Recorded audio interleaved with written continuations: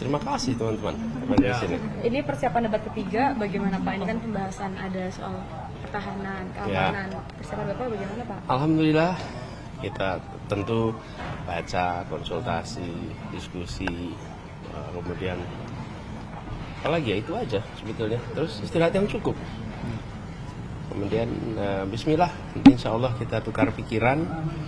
Tema ini adalah tema tentang Indonesia dan bagaimana posisi kita di dunia. Terus bagaimana kita memastikan keamanan bagi seluruh rakyat Indonesia. Jadi tema yang sangat mendasar, sangat penting buat Indonesia. Jadi kami senang sekali bisa bersiap untuk diskusi ini. Mudah-mudahan diskusinya seru. Ada yang didalami nggak sih Pak dalam materi debat kali ini untuk Bapak sendiri? Isu politik luar negeri, globalisasi, hubungan internasional, banyak yang bilang Pak Anies itu sangat menguasai karena Bapak aktif pembicara panelis internasional selain lama di Amerika. Apa komentar Bapak? Ya kebetulan ketika kami bertugas di Jakarta pun aktif di dalam forum-forum global.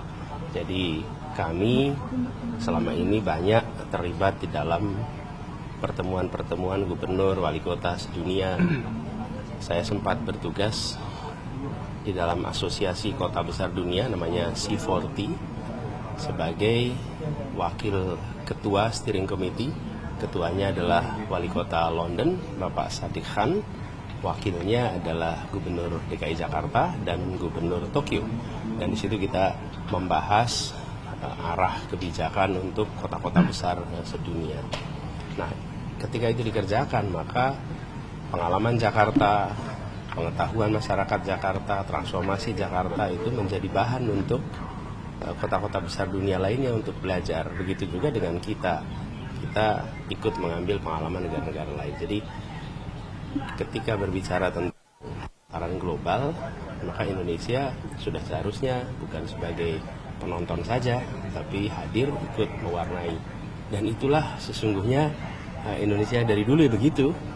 Para pendiri republik ini bukan saja pribadi-pribadi yang dihormati di dalam negeri, tapi juga pribadi-pribadi yang namanya jadi rujukan di Asia, namanya jadi rujukan di dunia. Jadi diskusi nanti tentu seru, apalagi tema ini sekarang sedang banyak jadi perhatian ya, dengan tema-tema dari mulai persoalan di Eropa, persoalan di Timur Tengah sampai di Asia Tenggara. Pak, salah satu agenda Pak Pak. Yogi kan menyampaikan Pak Anies tadi kan ada 125 purnawirawan yang ikut juga membantu begitu. Nah, tanggapannya seperti apa dan masukan-masukan apa saja begitu Pak ini Pak? Ya, terima kasih sekali para purnawirawan itu memberikan masukan atas apa yang selama ini terjadi dan bagaimana improvement atau perbaikan harus dilakukan. Tapi detailnya tentu saya nggak bisa cerita di sini ya.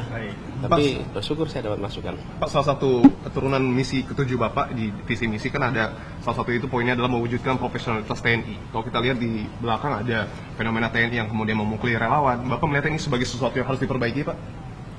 Ya, kita ingin agar seluruh unsur pertahanan kita itu profesional, disiplin, dan bila ada perilaku yang tidak sesuai, kita kan tidak mungkin juga selalu berharap 100% sempurna. Selalu saja ada kejadian 1, 2, dan begitu ada kejadian, maka pendisiplinan menjadi penting. Karena dengan adanya pendisiplinan itu pesan bagi semua. Jangan hal itu berulang dan jangan yang lain mengerjakan. Apakah ada pesan khusus dari Ibunda Bapak, Prof. Alia, untuk debat nanti malam? Ya, saya tadi barusan selesai pamit sama Ibu dan didoakan khusus. Jadi doa dari Ibu itu selalu bekal utama dan bekal itu memang saya minta tiap hari. Jadi setiap sebelum berangkat kegiatan apapun saya minta bekal doa dari Ibu. Pak Anies mungkin menanggapi terkait dengan pertemuan Pak Jokowi dengan Prabowo beberapa saat lalu dan juga hari ini kepada Menteri Perdagangan Zulhas begitu Pak. Tanggapannya seperti apa nih Pak? Itu apa ya? Presiden dengan menteri berjumpa itu hal yang normal-normal saja. Walaupun di momen persiapan debat begitu? Iya, dan bagi saya ya bagi saya itu biasa saja.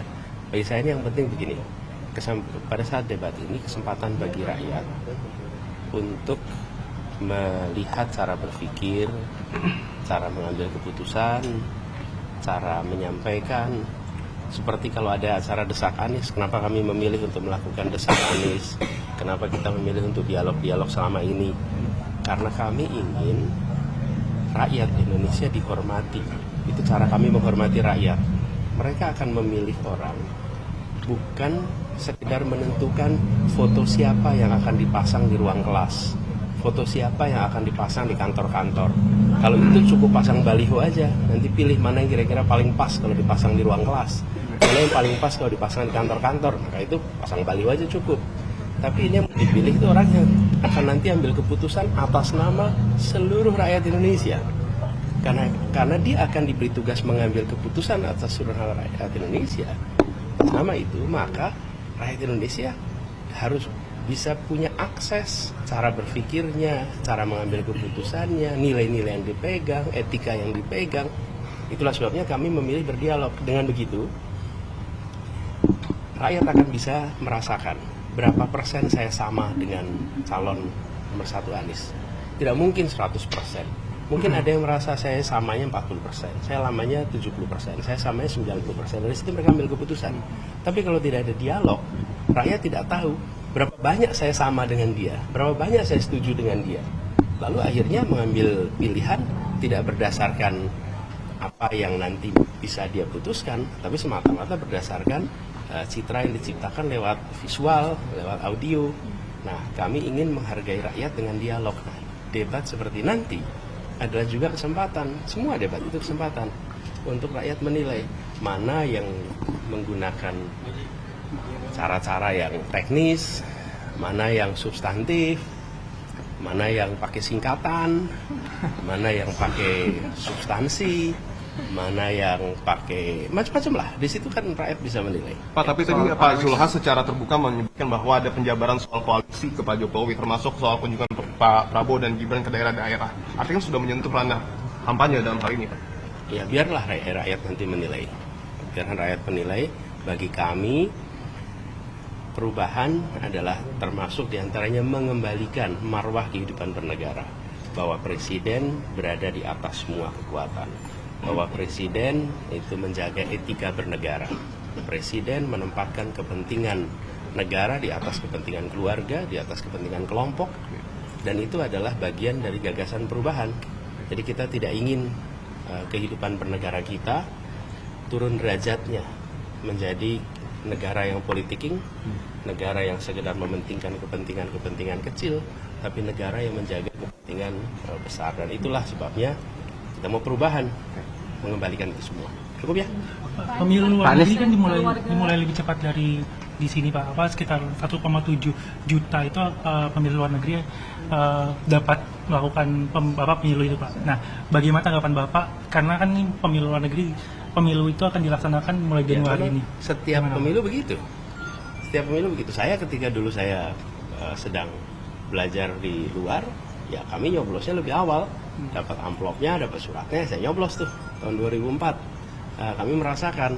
Jadi ya sekarang saudara kita yang di luar merasakan. Nah, mudah-mudahan dengan adanya debat seperti malam hari ini, lalu ada Desak Anies, dan rekaman-rekaman audiovisualnya banyak, teman-teman bisa menyandingkan, membandingkan, dan kemudian memutuskan. Oke? Soal ini trending di media sosial soal najar pemilu, itu rata-rata warganet yang merupakan pendukung Pak Anies bernajar kalau Bapak terpilih, mereka itu ada yang ingin memberangkatkan orang lain umroh, ada yang kasih beasiswa, ada yang mentoring. Tanggapan Bapak seperti apa, Pak? Kebaikan itu menular, dan kebaikan itu menular dengan amat dahsyat. Medium bagi kebaikan menular itu namanya ikhlas. Keikhlasan itu menjadi media yang membuat kebaikan itu menjadi menjalar. Saya bersyukur sekali menyaksikan nazar-nazar baik, bahwa bagi kami, nazar kami adalah ketika kami terpilih, maka semua janji kami laksanakan. Dan ketika ada ratusan ribu orang yang memilih untuk berbuat baik, maka kemenangan itu menghasilkan kebaikan dari ratusan ribu orang untuk jutaan orang Indonesia. Ini dahsyat. Ini artinya perubahan bukan hanya sekedar urusan pemerintahan, tapi perubahan soal bagaimana kita menyikapi ikhtiar kepemimpinan baru di Indonesia. Bagaimana rakyat ikut terlibat. Ini adalah sebuah gerakan. Ini bukan program. Ini bukan kampanye kecil. Ini adalah sebuah gerakan rakyat melibatkan semua dan berjalan secara organik. Saya itu terharu ketika membaca apa yang diungkapkan di situ, karena semuanya ungkapan kebaikan. Betapa dahsyatnya dampak sebuah perubahan ketika mediumnya adalah ketulusan, mediumnya keikhlasan, daya tularnya luar biasa. Insya Allah itu akan membawa negeri ini berubah, bukan saja pemerintahannya, tapi suasana kebatinan rakyatnya, saling membantu, saling menolong, saling mensupport, dan suasana bersatu, suasana bersama-sama. Itulah perubahan yang ingin kita lakukan, dan alhamdulillah tanda-tanda itu nampak. Insya Allah Allah bukakan pintu untuk keberhasilan. Itu tidak diorganisir ya Pak? Dah, yuk, dah, jalan. Pak, itu tidak diorganisir ya? Saya tahu tidak ada.